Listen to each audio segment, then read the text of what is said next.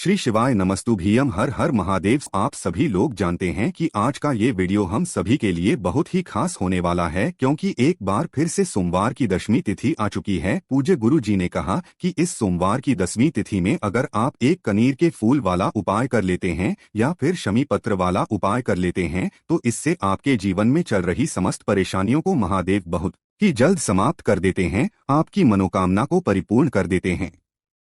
गुरु जी ने कहा, शिवलिंग में अगर ये कनेर के फूल वाला उपाय कोई भी व्यक्ति सोमवार की 10वीं में कर लेता है तो उसकी धन की समस्या हमेशा के लिए समाप्त हो जाती है, व्यापार नौकरी सब अच्छे से चलने लगता है। तो चलिए जानते हैं इस विशेष उपाय के बारे में। लेकिन उससे पहले प्रार्थना, अगर आप चैनल पर नए हैं तो कृपया हमारे चैनल वास्तविक जानकारी को सब्सक्राइब अवश्य कर लें। इस वीडियो में हम लोग पूज्य गुरु जी द्वारा बताए गए कुछ बहुत ही खास उपायों के बारे में जानेंगे।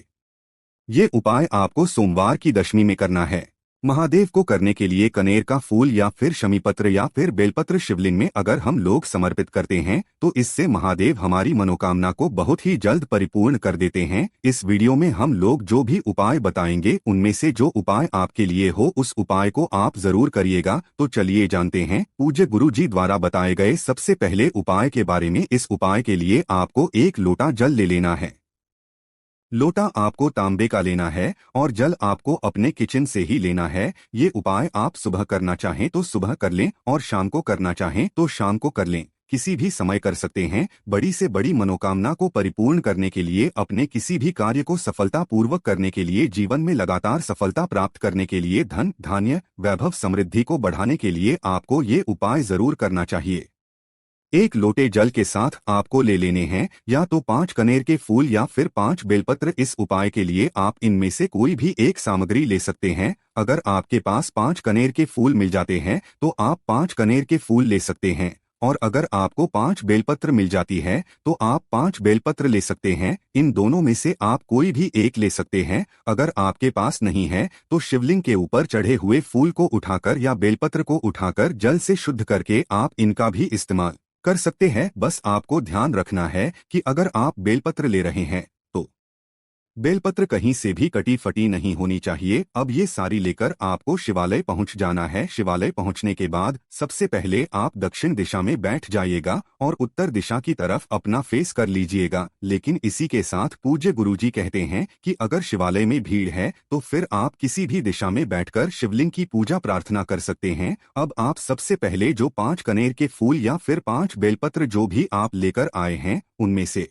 पहला फूल आपको श्री गणेश जी वाले स्थान में समर्पित कर देना है और श्री शिवाय मंत्र का स्मरण कर लेना है। शिव का जो दाहिने साइड वाला हिस्सा होता है वो श्री गणेश जी वाला स्थान होता है, और यहीं पर आपको ये कनेर का फूल या एक बेलपत्र जो भी आप लेकर आए उसको समर्पित कर देंगे और श्री मंत्र का स्मरण कर लेंगे।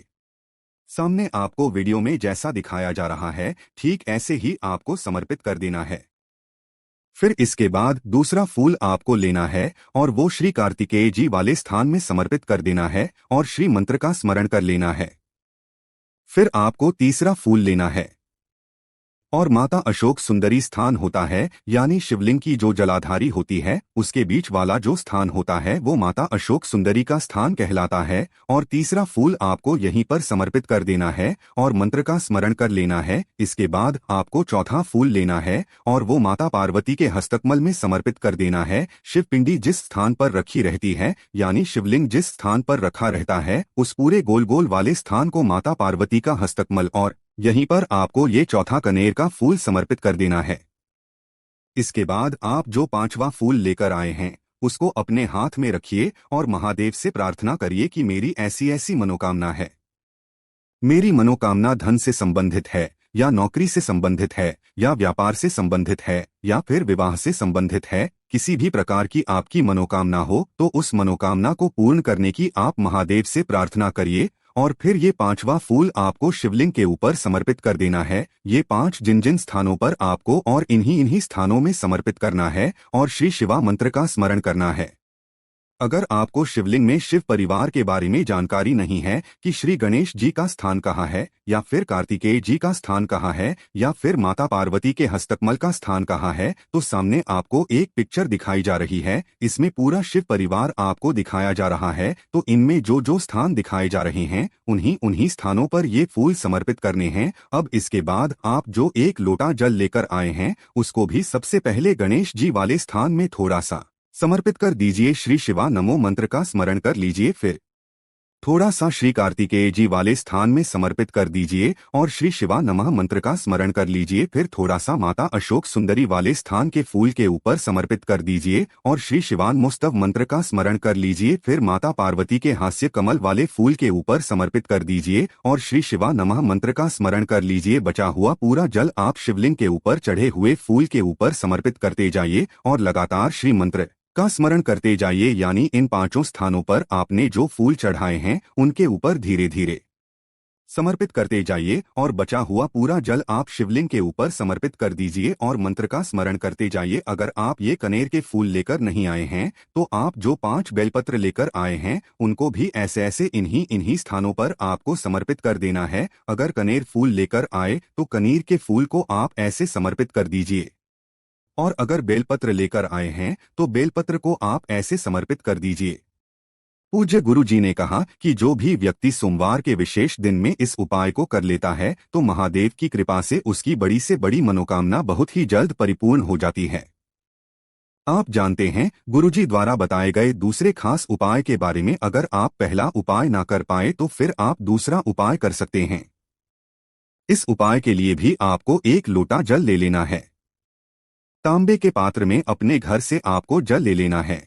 इसी के साथ आपको थोड़ा सा शहद ले लेना है। आप 1 चम्मच भी शहद ले सकते हैं या फिर आधा चम्मच भी आप शहद ले सकते हैं। फिर सबसे आखिर में आपको शमी पत्र ले लेना है। शमी पत्र अगर आपके पास 11 है तो 11 ले लीजिए, 5 है तो 5 ले लीजिए, 3 है तो 3 ले लीजिए। कितने भी शमी पत्र आप ले सकते हैं। बस आपको ध्यान रखना है कि आप ऑड नंबर में यानी विषम संख्या में ही शमी पत्र लेंगे। अब ये सारी सामग्री लेकर आपको शिवालय पहुंच जाना है। ये उपाय भी आप करना चाहें तो सुबह कर लें और शाम को करना चाहें तो शाम को कर लें।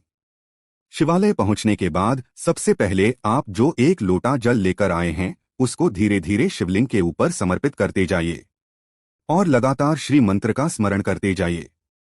इसके बाद आप जो शमी पत्र और शहद लेकर आए हैं उससे आपको ये विशेष कार्य करना है।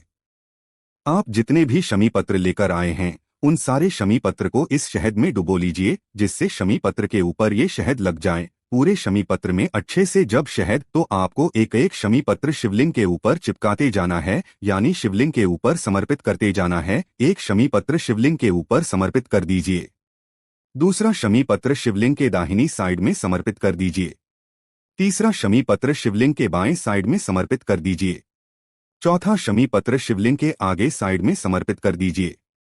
ये जितने भी शमी पत्र आप लेकर आए हैं इनमें अच्छे से शहद लगाइए और इन सारे शमी पत्र से आपको शिवलिंग का श्रृंगार करना है। जब ये सारे शमी पत्र समर्पित हो जाए के बाद आपको महादेव से प्रार्थना कर लेनी है कि मेरी ऐसी ऐसी मनोकामना है जो अभी तक परिपूर्ण नहीं हो पा रही है। हे मेरे महादेव, मेरी इस मनोकामना को परिपूर्ण करने की कृपा करें।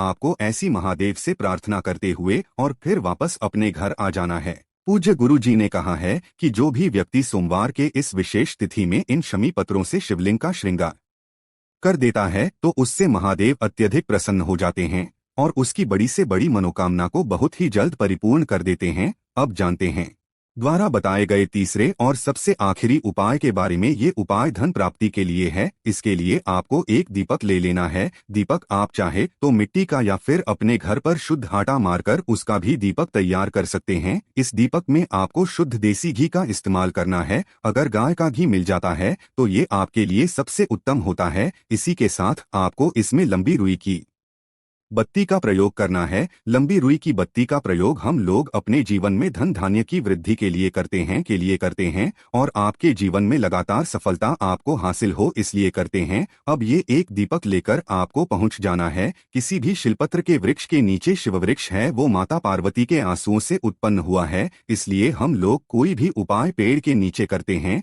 या तो उससे हमारे महादेव हमसे अत्यधिक प्रसन्न होते हैं और हमारी मनोकामना को बहुत ही जल्द परिपूर्ण कर देते हैं। अब ये एक दीपक आपको बेलपत्र के वृक्ष के नीचे प्रज्वलित बेलपत्र की जड़ के आसपास कहीं पर भी इस दीपक को रखिए और दीपक की जो बत्ती होगी उसका मुख आप उत्तर दिशा की तरफ रखिए और मंत्र का स्मरण करते हुए ये दीपक आप प्रज्वलित कर दीजिए। उसके बाद आपके जीवन में धन की जो समस्या चल रही है उसको दूर करने की माता रानी से प्रार्थना कर लीजिए और फिर साथ ही साथ उसी पेड़ के नीचे बैठे बैठे आप कम से कम 108 बार श्री मंत्र का स्मरण जरूर करिएगा। पूज्य गुरु जी ने कहा कि ये उपाय आपको शाम को सूर्यास्त के बाद ही करना और जो भी व्यक्ति कुछ सोमवार लगातार इस प्रकार से दीपक बेलपत्र के वृक्ष के नीचे प्रज्वलित करना शुरू कर देता है तो उसके जीवन से धन की समस्या हमेशा के लिए समाप्त होना प्रारंभ हो जाती है। अब आप अपने हिसाब से इन उपाय को कर सकते हैं।